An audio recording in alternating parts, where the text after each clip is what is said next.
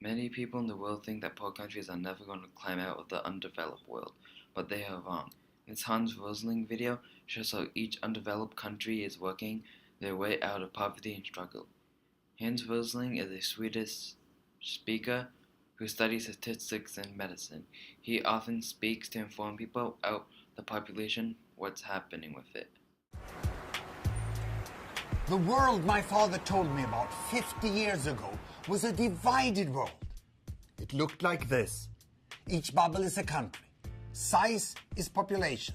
Blue, Africa. Red, Asia. Yellow, Europe. And green, the Americas. Vertical is child mortality. From 30% of children dying before the age of 5 down to almost zero child death. Horizontal, number of babies born per woman. From 8 to less than 2. But most countries were up here. Women had 6 to 7 children. Child deaths were frequent. Almost every family lost one or more children. In many people's mind, the world still looks like this, developing and developed. But it's a myth, because the world has improved immensely in the last 50 years. Here we go. Year by year, child mortality fell in almost all countries, and as child mortality fell, women chose to have fewer and fewer babies, and that enabled them to invest more time and resources in each child. By 1990, some of the so-called developing countries had already made it down here. Some were in between, and a few remained up here with very high child mortality. Ethiopia had hardly moved at all. It had passed through decades of famines and political turmoil. Many people think that Ethiopia is still stuck up here. But look what happens after 1990.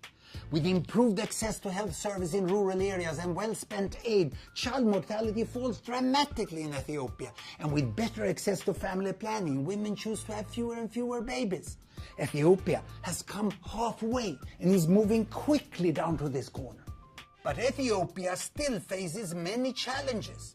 I will split the Ethiopian bubble. The capital, Addis Ababa, is already down here. But the remote Somali region of Ethiopia still have high child mortality.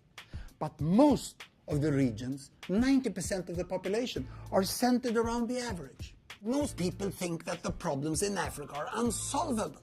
But if the poorest countries can just follow the path of Ethiopia, it's fully possible that the world will look like this in 2030. Then there will be no countries left in the box we once called the developing world. But to ensure that that happens, we must measure the progress of countries. It's only by measuring we can cross the river of myths. Although the world has made great progress, there's many things we need to fix it. Hunger is one of the world's largest problems in present-day Earth. 827 million people live in developing countries, where 14.3% of the population is undernourished. Being hungry slows down the body and weakens the immune system. This makes it much easier for people to get sick, especially children. Poor nutrition causes 45% of deaths in children under the age of 5, which is 3.1 million each year. In total, there are about 842 million hungry people in the world, and although this number seems extremely large, it has dropped by 17% and will continue to dwindle down even faster. The water crisis is one of the biggest problems in today's developing countries.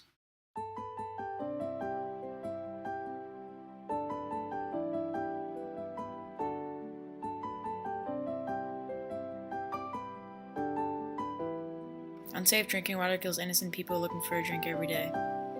Diseases from unsafe drinking water have killed more people than any type of violence, including war. There are 800 million people on the planet right now suffering without water. That's about 1 in every 9 people. It's amazing how something as simple as water can take the lives of over 3.5 million people per year. In most families that need water, the women are in charge of getting it. The video shows the long, difficult walk to retrieve water that isn't even clean. Charity Water, the company who made this video, helps raise money for people without clean water to drink. They also supply things like water pumps and water jugs. The women and children go off to collect water. Many walk up to 3 hours a day to the nearest swamp, pond, or river to gather water that's been sitting out in the open, exposed to all kinds of germs. Time spent gathering water is time they can't spend learning to read, write, earn an income, or take care of their family.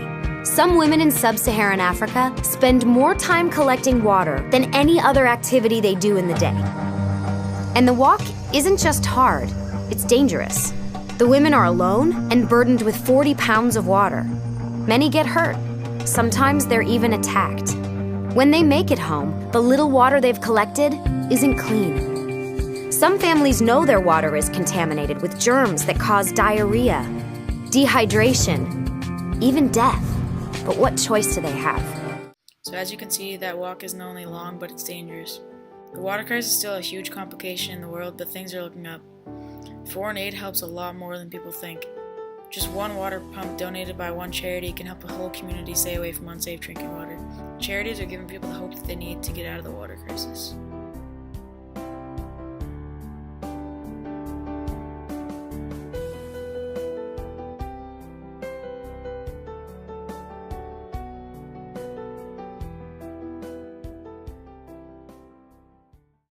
The health of the population is a very large obstacle to overcome in the war against poverty.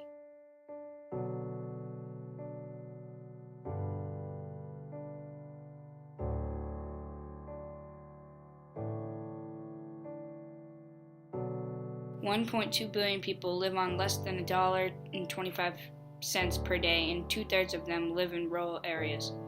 Living on so little creates many problems for health. In 2012, 6.6 million children died before their 5th birthday, mostly from pneumonia, preterm birth complications, complications during birth, diarrhea, and malaria. The adults dying are usually caused by the disease HIV. HIV, taking the lives of over 36 million since 2001, is a growing struggle. The developing countries are dangerous places, and even giving birth and being pregnant are both very threatening processes in the developing world. Every 2 minutes a woman dies giving birth or during pregnancy. But the hands-arousing video that was previously shown shows that women have started having fewer and fewer babies due to the decline of 47% in child mortality from 1990 to 2012. Mothers don't have to have as many children in order for more to live.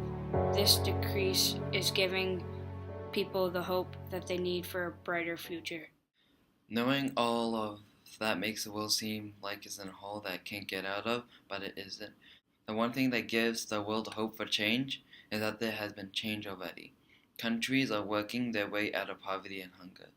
Their economies are getting better. In fact, Africa, which is known to have many undeveloped countries, has 7 of the top 10 countries with the fastest growing economy. That proves that poor countries are not doomed to stay poor.